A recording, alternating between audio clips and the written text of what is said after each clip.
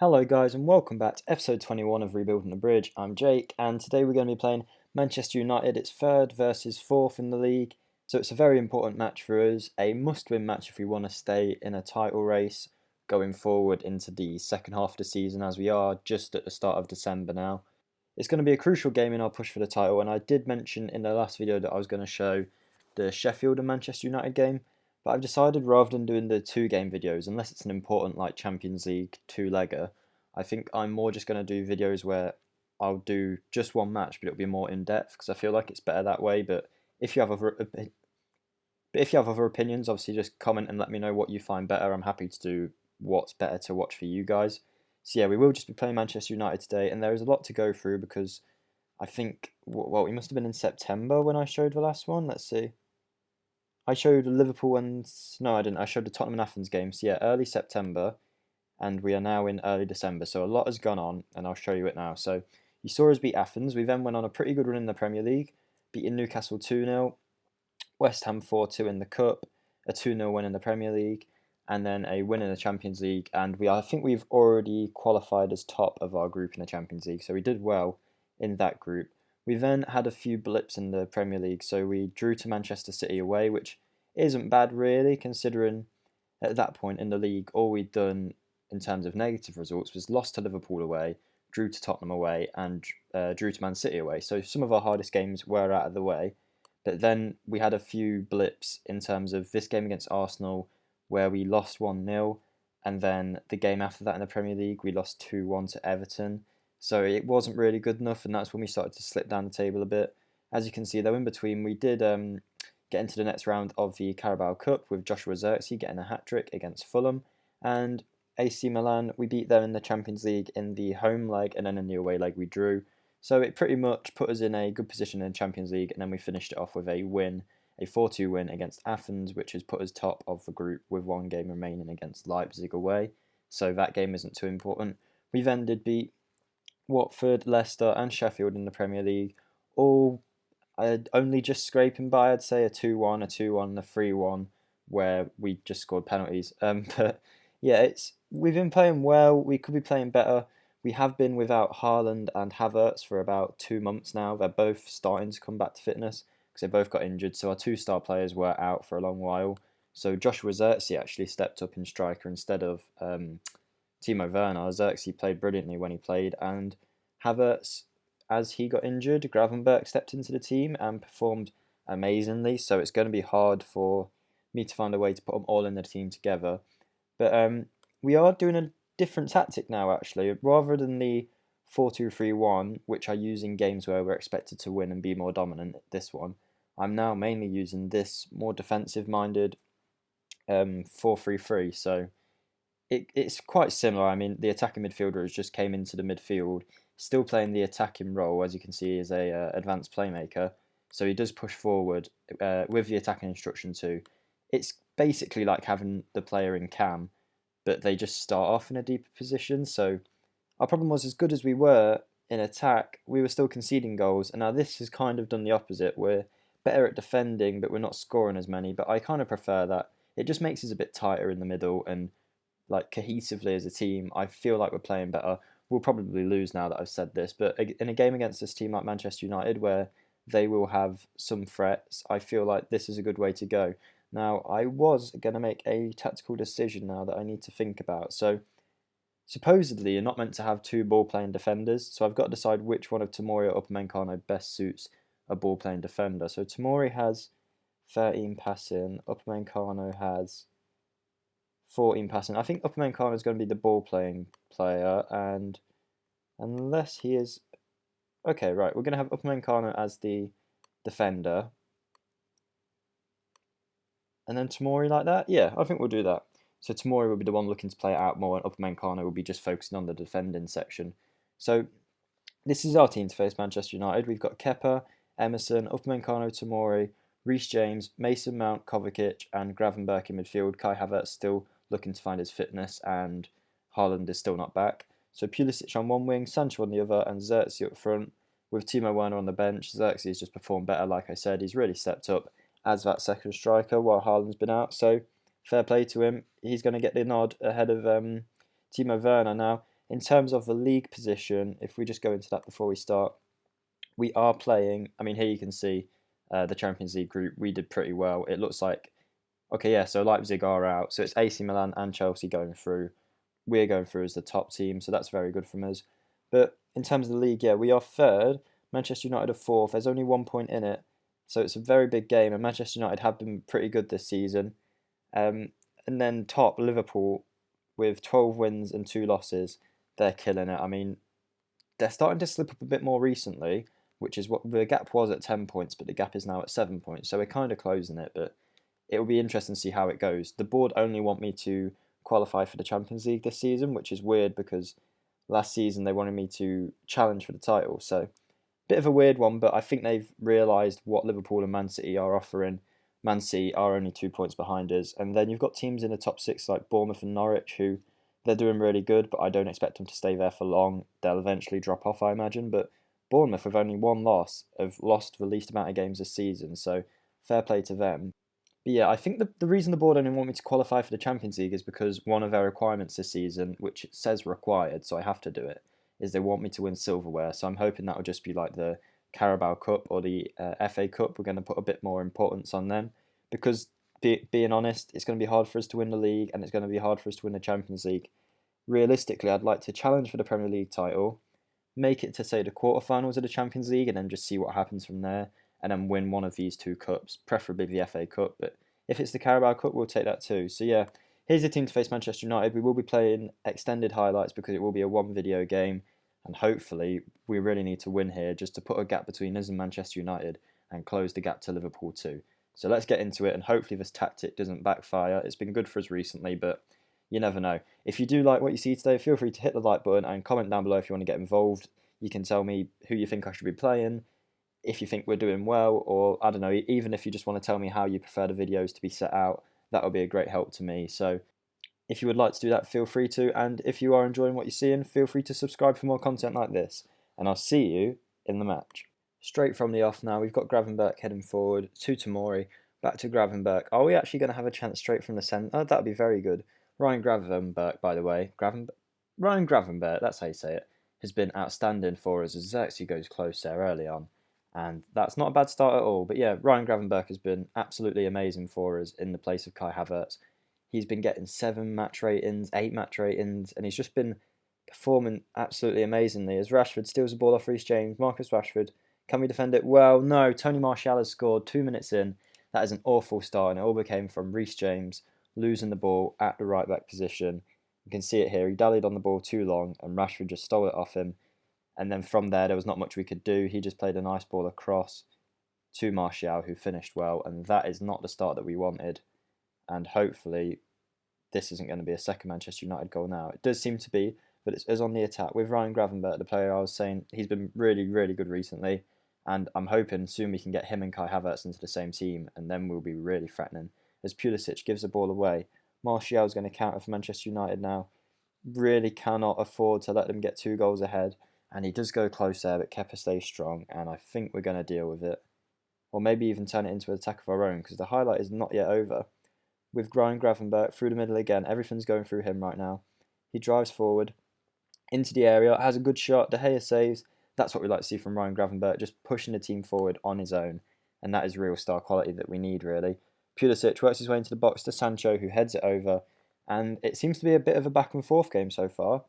Manchester United have basically took their chance. I mean, Martial did have another good chance then, but really, we're in control of the game. They just happen to be more clinical than us, which is not surprising because our main striker is out and our main midfielder is also out. As we can see, Ross Barkley's just scored for Aston Villa. Maybe we could have done with him this season, but Ryan Gravenberch and Havertz, I'm sure they'll both step up and show us that we don't need Ross Barkley, as we do seem to have another highlight with Joshua Xerxes just putting it wide. Well done to Xerxes and Reece James for creating that chance out of pretty much nothing, and we go close there. Now a Mason Mount free kick, only minutes afterwards, into the box. Falls to Jadon Sancho, whose shot is wide. But we are the better team. There's no doubt in it. More chances, more possession, even less fouls if you want to count that as a stat of a good team. But Manchester United have just had the clearest chance of the game and they scored it. So bit of an annoying one, and it seems to be what's happened in recent games, even games where we have like 20 odd chances, say we're playing, I don't know, a Sheffield, we'll have 20 chances, they'll have one, and the score will be 2-1. And we're just making the game unnecessarily hard for ourselves because we just can't finish. But Joshua Zirkzee heads into the box now, and De Gea makes a good save. It wasn't the best of chances, but we'll take it. We'll keep piling on the pressure, and it looks like we're going to again. It's an Emerson throw on the left that finds the midfielders, and they're all playing it between themselves in nice little triangles. Pulisic drives into the box. He's done brilliantly. He seems to have the beating of his man on the left there. Who is it? Luke Shaw. He seems to get around him every time, and that right side we seem to be exploiting very well. Ross Barkley gets a second for Arsenal there. I could just saw in the top left. Bit worrying. As Manchester United cross it into the box, it goes to Paul Pogba. It wasn't the best of crosses, to be honest. Maybe we can win the ball back and break on them here. Skriniar plays the ball out to Rafa. Now Wan-Bissaka, Tielemans. They're playing it around nicely, Manchester United. Now I have a terrible feeling they're going to score here. And I've just seen Leeds have gone 3-0 up against Liverpool. And this is what I mean. This is a game where we have to win it because Leeds are smashing Liverpool. We really need to get a win. As Rashford goes into the box. Oof, good save by Kepa. But yeah, if we were to win, we'd close the gap on Liverpool massively. So that is a bit annoying.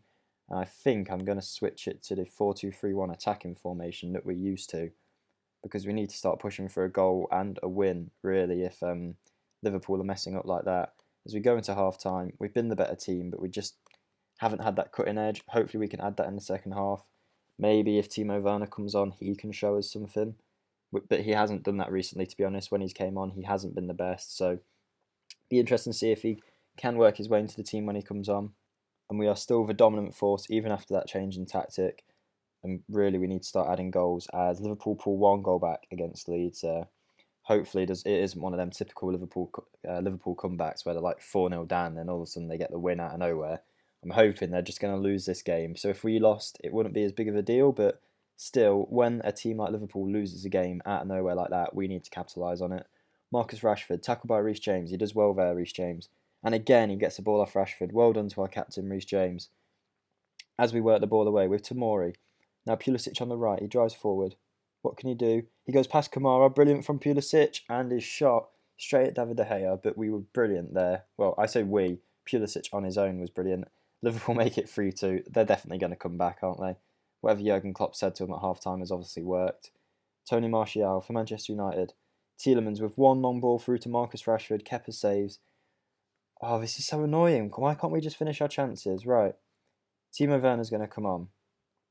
And also Callum Hudson-Odoi for Jadon Sancho. Jadon Sancho hasn't done much this game or this season, to be honest. Really needs to start putting in some better performances, does Jadon Sancho.